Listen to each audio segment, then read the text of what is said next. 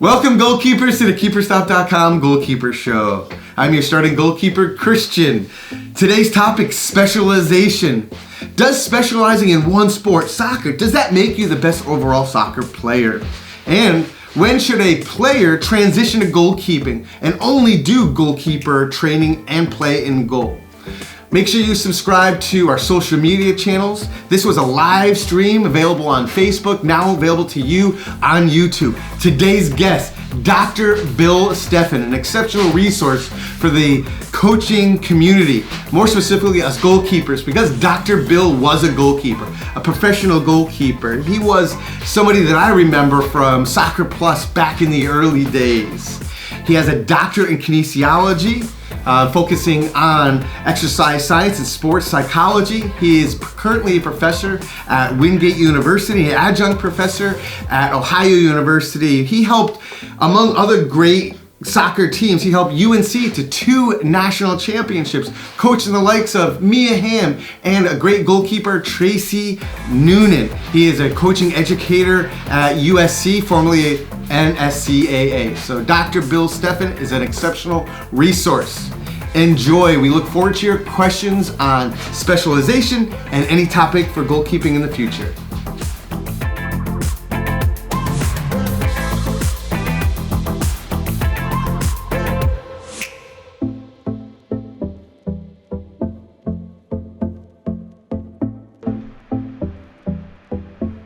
Goalkeepers, Christian from KeeperStop.com. Welcome back to the Goalkeeper Show. We have a special guest today and an exceptional topic that seems to be a hot button with many goalkeepers and parents. Topic today is on specialization. Should players specialize in one sport? And when should goalkeepers specialize? With special guest, Dr. Bill Steffen. He has a background in the sciences related to goalkeeping.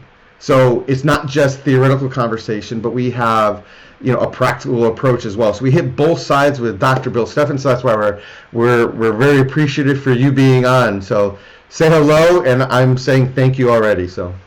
Well, sure. I hope you say that at the end of the conversation.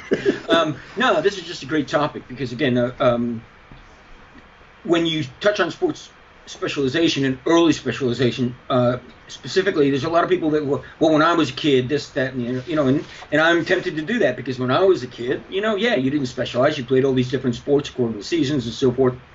Times have changed. Things have changed. So I can reflect back on my own experiences, but I've also been lucky enough to just do a lot of reading, speak with some people who have some ideas about sport specialization, pro and con, and there's a lot of research out there now, and I'm comfortable talking about it from both my own experiences, others' experiences, but also from a more research perspective.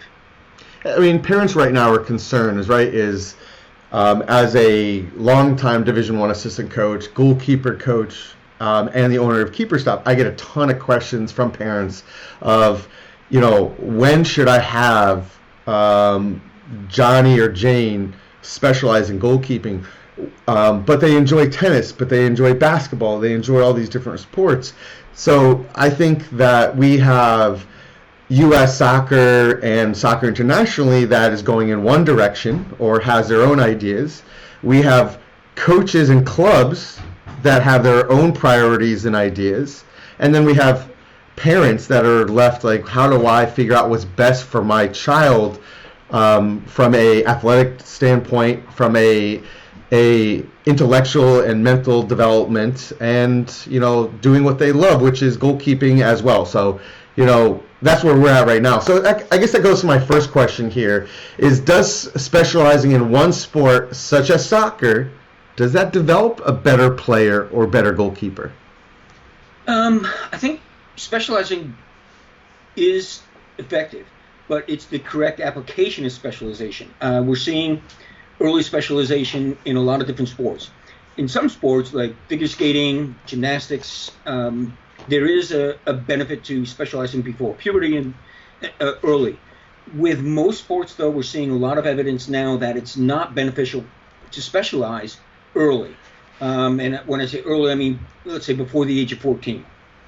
There was a lot of interest in a fellow named Ericsson, who's fascinating, got some fascinating research about this, was the original author or person that kind of developed the idea of this 10,000 hour rule, which a lot of parents will read and kind of, oh, well, they need 10,000 hours. Well, the 10,000 hours, number one, is deliberate practice. Now, deliberate practice has three components to it. Number one, it's high on effort. Number two, it's high on relevancy to the task. And number three, it is low on enjoyment. So in other words, it's really hard and it's not fun. And so parents thought, oh, well, this is how I'll get my child to become an elite basketball player, an elite soccer player, an elite tennis player. It's by going through these 10,000 hours. So let's get going. Let's get those 10,000 hours as soon as we can. Well, first off, from the kid's standpoint, from the athlete's standpoint, as I said, it's not fun. And 10,000 hours is a lot of hours. Parents thought, okay, well, we'll start early to get these 10,000 hours done as quickly as we can and try and have our kid become an elite athlete at an earlier age.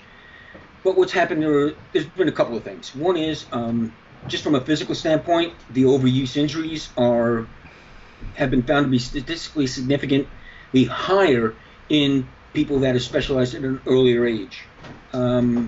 Second, there's been some research now about health benefits to sampling. When I say sports sampling, that's kind of the opposite of specializing. It's when you play basketball, you play tennis, you play soccer. Maybe one's your favorite, and maybe you spend more time playing soccer, but you also do other things. And some of the research in that's pretty interesting now is that the health, especially in terms of knees, are much better when kids participate in other sports. They're much more stable when they jump and when they land than kids that just specialize. And obviously, for goalkeeping, for soccer, there's been a rash of knee injuries. ACLs have been a real problem for a lot of athletes. And it turns out that not specializing in sport tends to produce, as I said, a little bit better landing and jumping in terms of the stability. And that's beneficial, obviously, to people's long-term health and to their careers, because not having an ACL blowout on you, well, that's a good thing.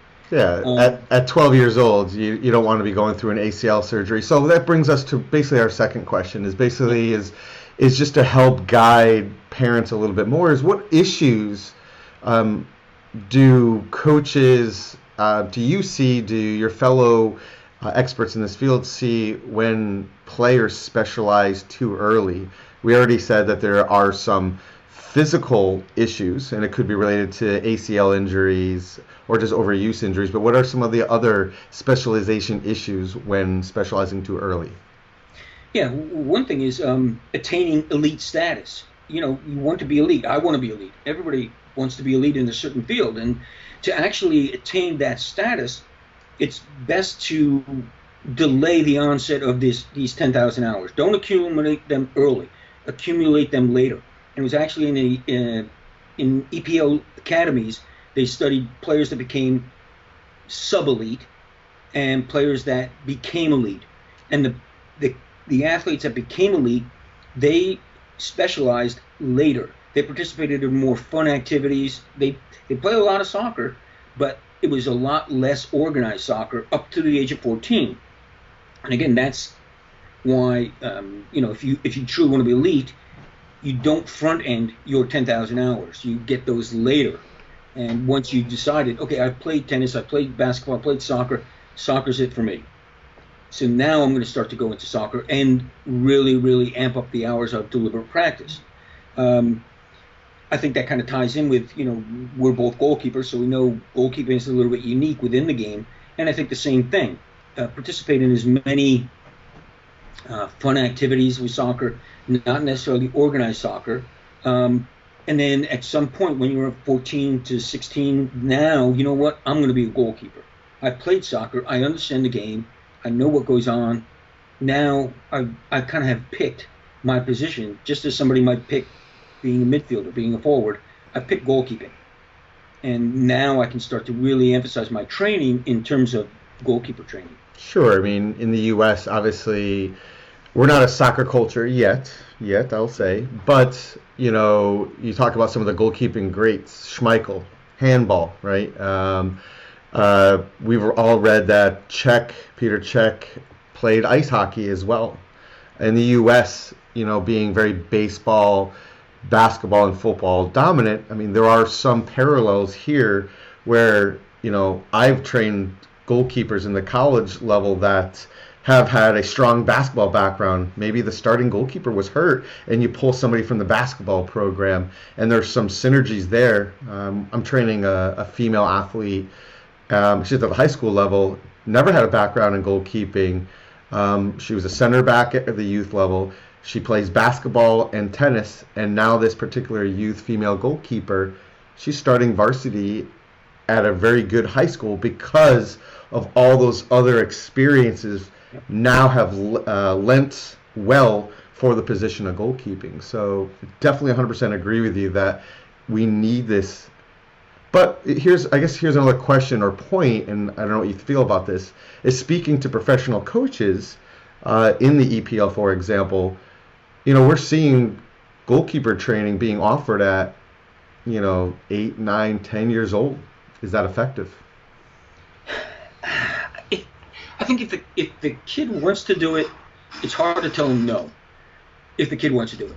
Sure. If the parents are doing it and saying, like, you should go to this because this is really going to make you into that EPL goalkeeper, I think the parents are misguided. I think that if the kid wants to do it, it's fun, but only if the kid wants to do it and have fun. It's not like a lot of parents will think, I'm investing in my child's future. And that's probably not the most accurate description. If you want to invest in your child's future, for their college, well, you know what? Put the money in the bank and that'll pay for college versus put it in training thinking it'll pay off because they'll get a scholarship and so forth. I would hold back on that thinking. Spend the money on a math tutor instead, not a goalkeeper coach. So yeah, that probably would be beneficial direction to go. I think in terms of again going back to goalkeeping more specifically, is sure, you know what, you want to train as a goalkeeper at 9 or 10 or whatever, yeah, that's fine, great, go ahead. But you know what, you should probably just play in the game. So train as a goalkeeper, but then make sure you're playing 3v3, 4v4 pickup kind of stuff. Take a ball out back with your friends and have them shoot on you, great, that's fine too, because again, it's just a little bit more fun oriented as opposed to strictly defining and saying this is the program you're committed to. I think that would be beneficial for a kid. Play other sports. You mentioned several other sports. In high school, I was primarily a tennis player who also played soccer. And then I was recruited to go to Furman University. And when I got there, I realized, you know what? I'm an okay Division I tennis player, but I'm a much better Division I soccer player. And so that's where I started to really then shift and start to realize, okay, this is what's fun for me. I'm prepared to do this, and it's a good idea to go in that direction. I think we have to just listen to the kid a little bit. And for parents, it's very difficult because they're looking long term. They're looking this, that, the other thing. Hold the reins a little bit on your own enthusiasm of your kid becoming a very, very successful goalkeeper. Give them some time to experiment, play around, sample from other sports, try other things, and then as they grow and develop, they'll be much more focused and much better suited to focusing themselves, the kid focusing themselves, in one direction. So speaking of this, I mean, we've covered a lot of different points already, but obviously parents want to develop, their athlete for a scholarship to be elite, to play professional. I mean, that's everybody's goal, right? And in the U.S., there's no bounds. Money, in some respects, is endless comparatively to other soccer cultures. Can you go over a little bit the 3 age group development areas, the 6 to 12, and what parents should be focusing on, and then the young teenager, and then the 16, that elite area that we were talking about, and just briefly, just to kind of help parents guide themselves mentally through their child's development? Yeah, I think at the younger ages, you want to train them to be an athlete. And that's a very broad term, but that's the kind of training they should. They should be sampling different sports. Does that mean that they have to play the same amount of each sport? No, it doesn't at all. It means that they have to try this And kids being kids, they'll find some enjoyment playing basketball. They'll find some enjoyment playing tennis. They'll find some enjoyment playing soccer. So they want to sample that, and they don't want to narrow themselves down into one specific sporting direction just yet. They should be sampling these, and a lot of it should be occurring at a recreational, fun direction. Free play. Yeah, exactly.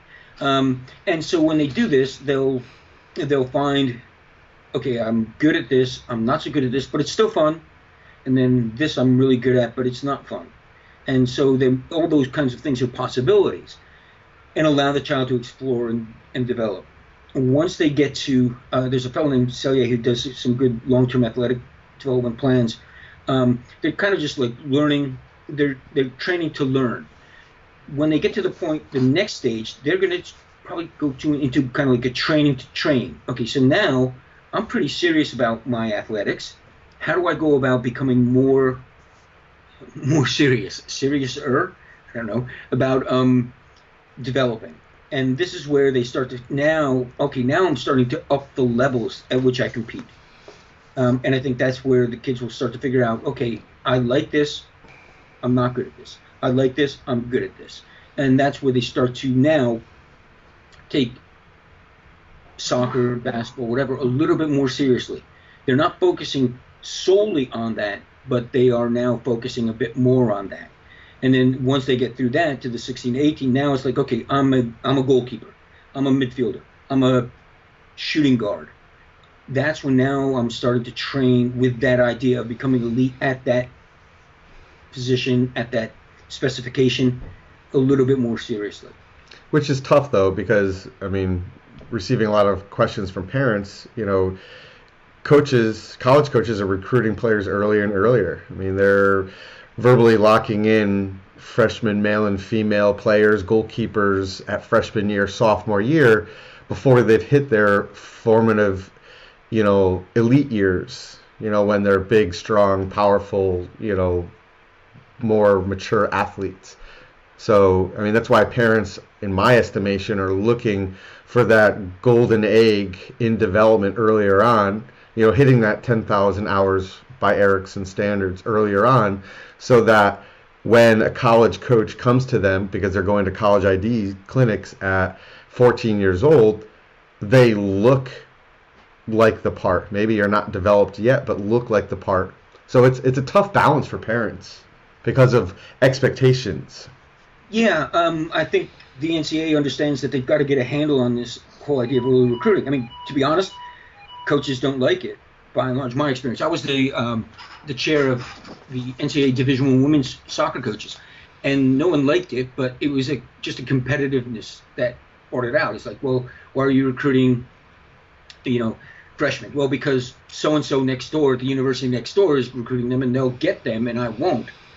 And so I think coaches understand, they need to get a handle on it. In other words, they were calling and trying to recruit 8th graders. Why? Well, because you can phone call. Now, again, it's changed, but at that time, you could call 8th graders. You couldn't call a freshman. So you're calling them in 8th grade, recruiting them in 8th grade, because once they hit a freshman year, you couldn't call them. You couldn't contact them in the same manner. I think coaches understood that that's not healthy, but as it became more and more results-oriented, they did that. I know it's not right, and I remember specifically having a couple conversations with coaches, and they go, I know it's not right, but I have to do it. And at that point, it's like, well, we really need to step back and go like, well, we're kind of pushing coaches into a direction that they know it's not best for the athlete to do this, but it's best for their program to do it. And so I think once people got a handle on that, again, the NCAA with that new lacrosse actually started the legislation reform. But with that changing, I think coaches will get a better handle on, okay, let's slow down a little bit in terms of the early recruitment. And I hope parents to be patient as well. I'm a parent, and I was patient with my son. But again, I have probably a little bit different background than a lot of parents. You talk to parents about this, say, but I just want the best for my kid. I just want the best for my kid. And I understand and I can appreciate that. Well, sometimes the best thing for your kid is to back off, let the child develop, let the child go about. They're going to feel at some point, again, if one kid on a club team commits, all of a sudden all the other kids feel like, oh, I better be committing too because so-and-so is committing, because so-and-so is committing. At some point the parents have to say, no, you don't have to. When you're ready, let's get through this process. But I think it's very difficult, again, given those peer relationships, that if somebody commits, well, I need to. No, you don't. And I think that parents need to reinforce that. Yeah, they get nervous because they feel like they're missing out, that they're not providing for their child. We'll get back in the goalkeeper comment because there's a lot of goalkeepers here. With all this information, specialization is inevitable, right? We have to specialize at some point in time. When should goalkeepers specialize? At what age do you feel that a player that plays center back and goalkeeper at some point in time, which we have one in the other room right now that was a defender and then earned a full scholarship to Central Connecticut State University where I coached, and he turned over to turned into a goalkeeper. At what age do you feel is appropriate? Well, I'll tell a little bit of a story. I was working at a camp, a Soccer Plus camp, in Houston, and Ronald Walderoos, who I don't know if you remember him, Dutch goalkeeper. Yeah, just actually I was emailing him today actually.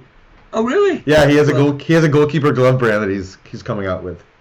Okay, well, yeah. He was actually in Houston, and one of the, he did Nike brought him in, and it was nice. He was very good with the kids, and somebody asked him, when did you decide you wanted to be a goalkeeper? And I'm pretty sure he said, well, I was 19. And I was a cyclist, and I was 19, but then if I wanted to be good in soccer, I realized I had to be a goalkeeper. And all the kids are going like, wow. Because they're all thinking, no, you have to start when you're 8, when you're 10, whatever. Is there a magic age? Obviously not. There's a range. And I think, first off, the child, especially given the way goalkeeping has progressed, like the kid needs to get a handle on where am I going to be physically? When I mature, where am I going to be physically? Because if you are going to be, now I'm short for goalkeeper. I'm 5'11", and that's, at professional levels, that's pretty short. John Bush, who is from the same neck of the woods in upstate New York, was also a bit shorter, about my size. If I'm going to be 5'8", I'm probably going to really struggle. Campos was small, about that size, but the odds are just really stacked against you. And unless you are going to do some real significant training and have some real good experiences and timing, if you're that small, you're probably not going to want to be a goalkeeper. So I think that they need to take that into consideration as they mature and develop and get through puberty and the PHV, peak height velocity.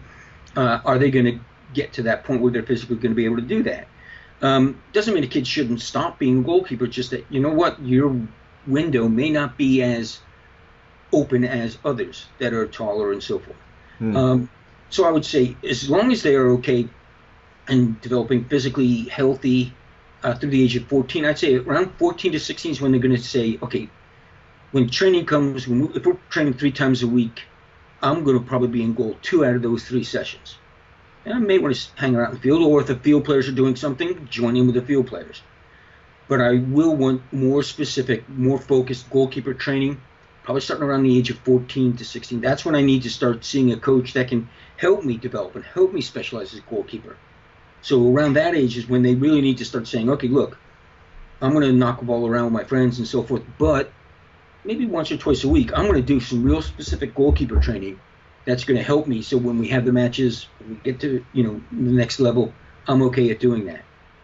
Yeah, I mean, you want to, at the end of the day, at some point in time, they're going to have that game experience. And I always have said to goalkeepers, and I know you as a coaching educator and what you've been involved with, it's about, I don't care what position you're in, you want to know the roles and responsibilities of each position so that you can play either other positions or help people in other positions solve problems. As a goalkeeper, you really want to understand what center back's responsibilities are, midfielder responsibilities. So, hey, drop in, cover on the right, or you can release, get forward. As a goalkeeper, you're a general out there. So the game experience is important in any position, including goalkeeping. I love the 14, I think, is a underappreciated time period. People go too early, and then it's the burnout, as you said, or, and they don't recognize what their physical or emotional capabilities are at that point in time. So maybe they've lost other opportunities.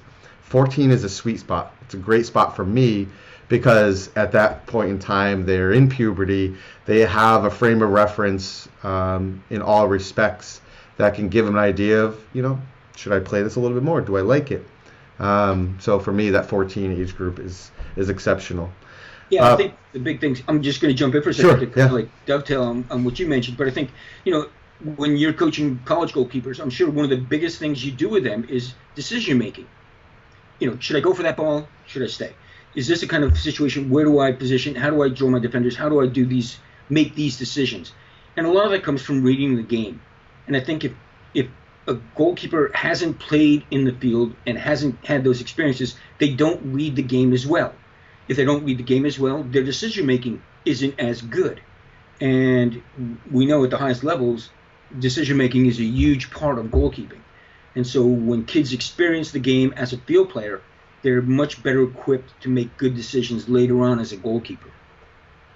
Dave Lauderette just jumped in. I don't know if you can see comments, but Dave Lauderette says hello. No. Says great topic, best in the business. You have Jason Fritz as well that actually was at that camp. I don't know if you remember Jason Fritz, but he said that Ron Waterhouse was one of the most graceful athletes that he's ever watched and trained with, and he's a remarkable man as well. We had lunch with him a couple weeks ago, and he's still just as graceful. Don't worry. So.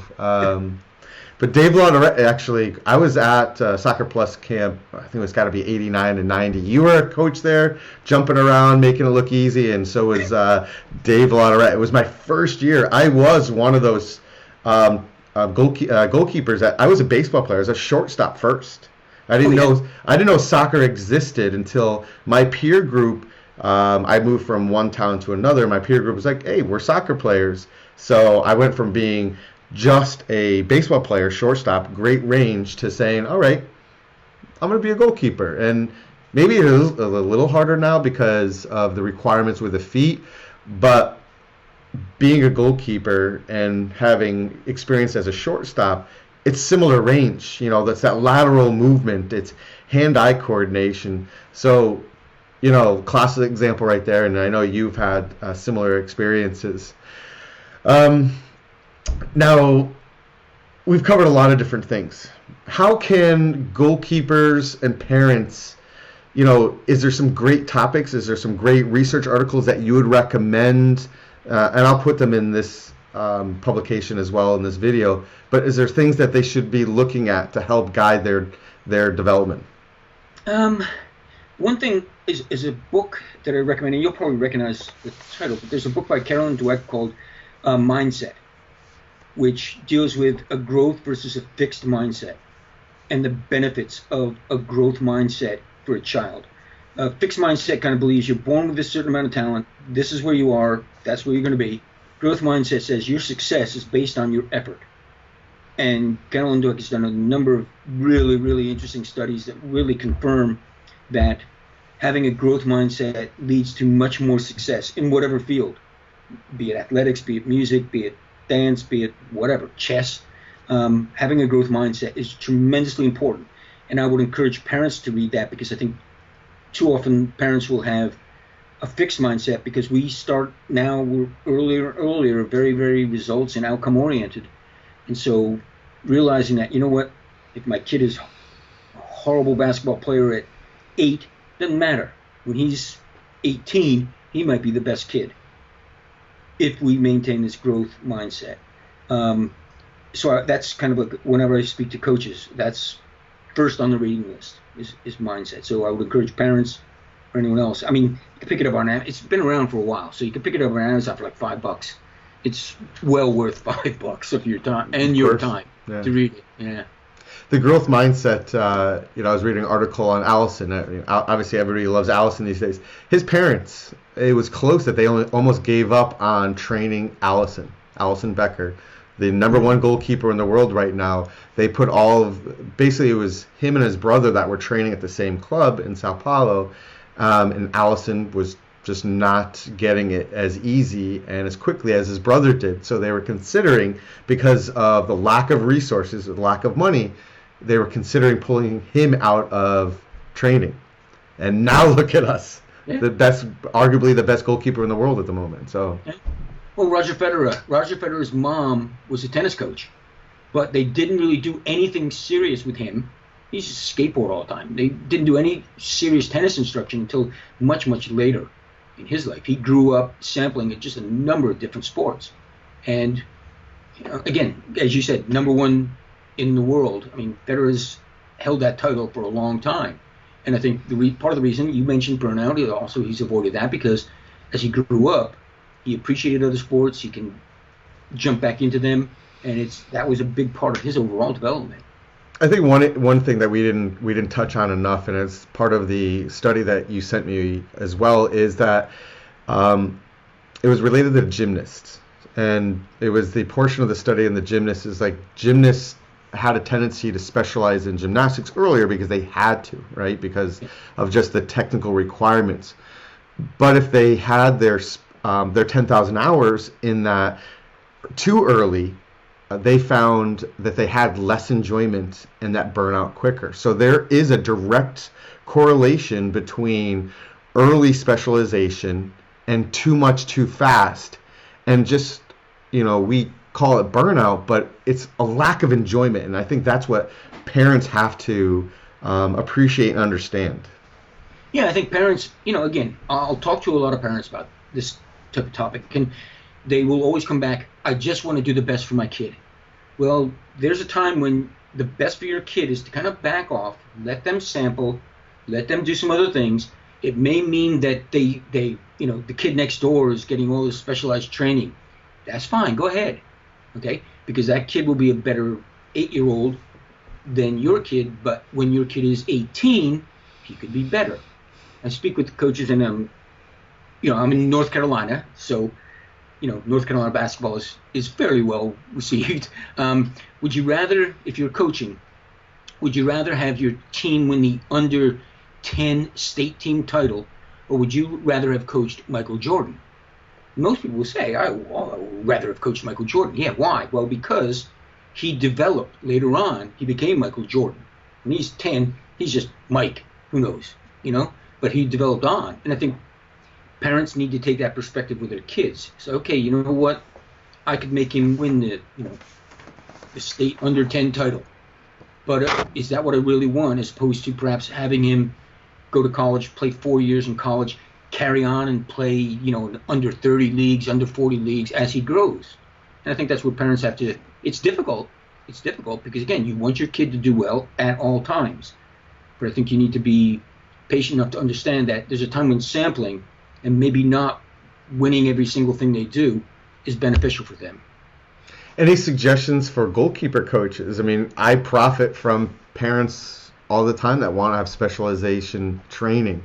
I find I turn away a lot of work because I see that kids are training too much. Any words of insight for club goalkeeper coaches or private goalkeeper coaches and how to better address this specialization topic? Yeah, I'll just use my own, background, but my own experiences, my own preferences. Don't play basketball. Go play basketball. As I said, I'm not a big guy. I was 5'11", but I would play basketball at the playgrounds in New York because it was challenging. It wasn't soccer. It was different. But again, we can all just see how the transfer between, let's say I'm going to try and jump and catch a ball in a crowd of people. Pretty much applies to soccer. So basketball is a great transfer, and I would just encourage, if you're a goalkeeper coach, kind of like you, and I appreciate what you're saying about, trying to back the kids off, go play basketball. Go play basketball with your friends. And if you get your soccer team to go play basketball. So instead of, because again, people don't do pickup nearly as much as when I was growing up. I would just ride my bike to the basketball court and hope there were, 8 or 9 other guys there and we'd play. And I had no idea who they were. And when I left, they had no idea who I was. Maybe I'd see them next time or not. Kids don't do that. I understand that. But if you get your soccer team and say, okay, you know what? We're all going to go play basketball at this playground. and you bring your team and you go and you play basketball amongst your team. I think that would be a great opportunity for some transfer in terms of other athletic skills that they're developing. I mentioned earlier about knees being stable and so forth. That's going to happen in basketball. So I'm picking on basketball, but I think as a goalkeeper coach, just finding them saying like, well, what other sports do you do? Okay, and then if the kid says I play tennis, well, great, you should be playing tennis. If the kid says I play basketball, well, as I said, play basketball. So I think doing that kind of having the ability to look beyond just the singleization of goalkeeper and allow them other opportunities, I think would be really helpful. I think goalkeeper coaches have to play the long game, right? It's in many respects, you're a coach, but you're also a counselor. You're here to help the goalkeeper solve physical and emotional, intellectual problems, and the same applies to parents as well. So we have to play the long game. It's like, hey, I'm here to help you solve problems at 8, 9, 10, 11, 12, whatever those ages are, because you're a club goalkeeper coach. But again, I want you to take risks. I want you to, play other positions. I'm hoping that's what other goalkeeper coaches say. I want my goalkeepers to, play left back, right back, be a striker, feel the passion of scoring a goal. I mean, I think that's equally important. That long game helps all of us as goalkeeper coaches, helps us be a part of that player's development and life cycle more. And I think as goalkeeper coaches, we have to it's not about just the quick hits. I'm training an 8, 9 or 10-year-old, and I'm making a lot of money off of them or the family or whatever. It's like, hey, I want to help that family and player, through high school into college, where there is benefits for everybody. No, I'd agree. I mean, I think it's great that you're discussing this, because what you're discussing is developing a soccer culture where kids go on and will play. I mean, I'm in a university setting with a club team. There's a varsity team and there's a club team. I'll play with a men's club team, and I am much older than they are. But I think the idea that it's not this thing where you play it in through college and then you are done.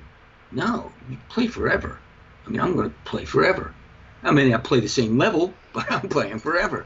And I think to your point about if I'm a parent, that's what I want. I want my kid to play a sport that they're going to play forever, not that they're going to play for the next 6 years and then quit and hang it up. No, I want them to do this forever. Yeah, you're developing a person that is a great person on and off the field.